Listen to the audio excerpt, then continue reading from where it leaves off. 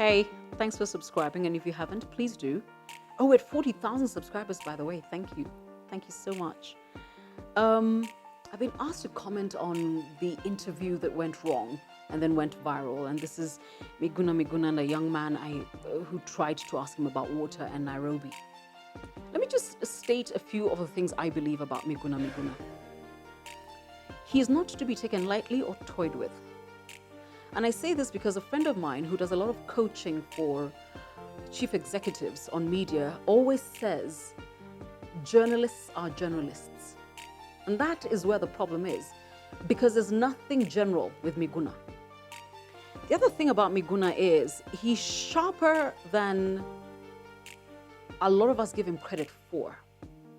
You see, the Fourth Estate seems to think they use Miguna for cheap ratings and comic relief and, just to get away with being lazy. You don't understand that actually Miguna is using you. He's a very smart man, extremely.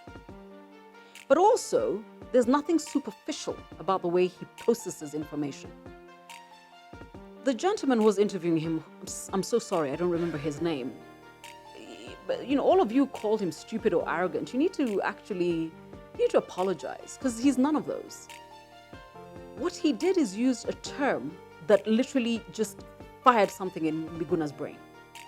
And what he said is, and I remember even I cringed when I heard it, he said, Nairobi has had a water problem since time immemorial.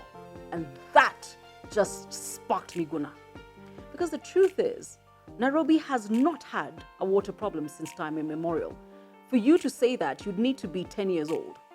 Because literally, our woes with water in Nairobi are about 10, 15 years old, when we allowed the cartels to take root.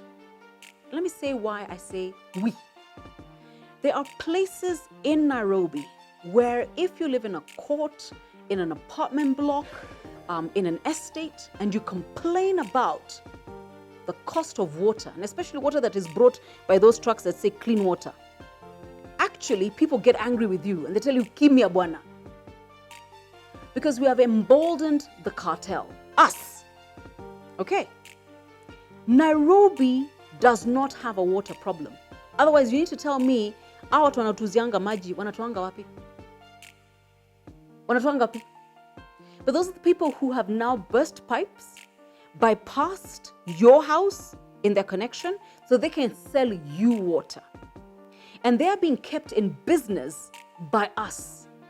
Mwenye ploti, the chairman of your association where you live, and in some cases, sorry to say this, the very people who work today in City Hall and in county government.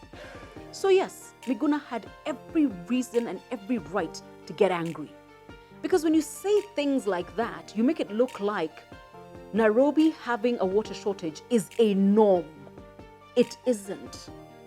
The water cartels were emboldened in the last couple of years, and they're not letting go. So when Miguna calls us, what does he call us? The evil media, brown envelope journalists.